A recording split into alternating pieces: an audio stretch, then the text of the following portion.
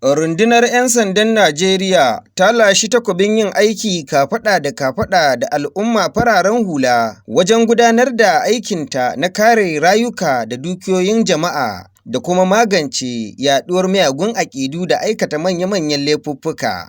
Wannan ya fito ne a yayin wani taron manema labarai da rundunar 'yan sandan jihar Borno ta yi don fayyace wa duniya ayyukan da ta gudanar cikin shekara ta 2024 mai ƙarewa. Da kuma irin ɗamarar da ta yi na tunkarar shekara ta 2025 mai kamawa. Kwamishinan 'yan sandan jihar Borno CP ML Yusufu ya ce 'yan sanda sun yi gagarumar nasara sosai cikin ayyukan da suka gudanar a shekara ta 2024 mai karewa. Abubuwan da suka shafi kisa mun samu wajen rahotanni da suka faru guda 62. A cikin wayannan mun kama mutane 140. Cikin 140 din nan 41 an caje su kotu, an yanke musu hukuncin da ya daidaita da laifin da suka aikata, 24 kuma suna karkashin bincike.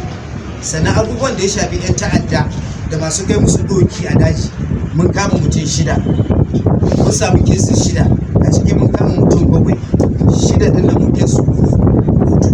Mutanen da rundunar 'yan sandan ta bajewa 'yan jarida kolinsu sun haɗa da waɗanda ake zargi da aikata laifin fyaɗe, sata, safarar muggan ƙwayoyi, yin jigilar kaya ga 'yan ta'adda da kuma garkuwa da mutane don neman kuɗin fansa.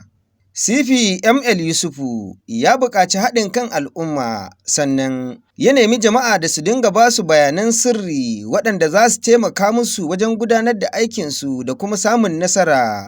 Rundunar 'yan sandan jihar Borno kuma ta lashe takobin cewa za ta daɗa azama gami da bibiyar duk inda ake zargin maboya ce ta masu aikata laifuffuka domin tabbatar da kare rayuka da dukiyoyin al'umma.